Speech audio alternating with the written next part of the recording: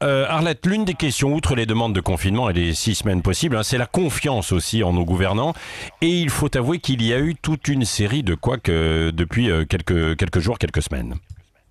Oui, alors les premières enquêtes montrent que finalement les Français acceptent les mesures de confinement après quelques jours d'indiscipline. Ils ont compris son utilité.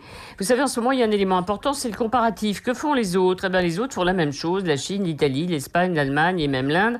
Les plus réfractaires, comme le Royaume-Uni, arrivent aussi. En revanche, affleure au fil des jours un doute sur la gestion globale de la crise. Et d'ailleurs, les déclarations d'Agnès Buzyn, il y a une semaine, ont joué un rôle évident.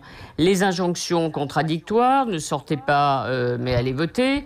Les points de fixation qui demeurent, les masques et les tests de dépistage. On a compris évidemment que derrière les explications laborieuses du pouvoir sur ces protections inutiles sauf cas particuliers se cachaient deux pénuries. Alors qui est responsable notamment de la disparition des stocks de masques ? Eh bien une commission d'enquête beaucoup plus tard à la rentrée permettra de répondre à la question. Et puis troisième élément qui crée le doute, qui est très déstabilisant pour nous, c'est la bataille des scientifiques, divisée d'abord sur la gravité de l'épidémie et aujourd'hui séparée sur l'utilisation de la chloroquine. Et hier, la création par Emmanuel Macron d'un comité d'experts qui s'ajoute au conseil scientifique sur lequel il s'appuie pour prendre ses décisions, eh bien, a ajouté au trouble. Voilà pourquoi l'exécutif qui avait plutôt bien géré le début de la crise, aujourd'hui, voit monter le doute chez les Français. Oui, et en quelques mots, Arlette, que devrait faire le gouvernement pour essayer de conserver justement la confiance des Français ?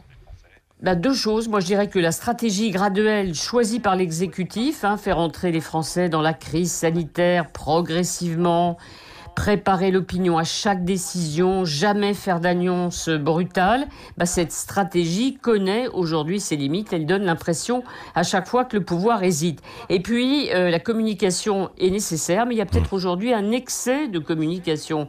Le directeur général de la Santé, parfait tous les jours pour les points quotidiens. Le ministre de la Santé, excellent dans les questions-réponses également quotidiennes, mais s'ajoutent les interventions du Premier ministre, du ministre de l'Économie, de l'Agriculture, du Travail, des comptes publics et d'autres encore. C'est peut-être trop, sachant que seule la parole présidentielle compte au bout du compte.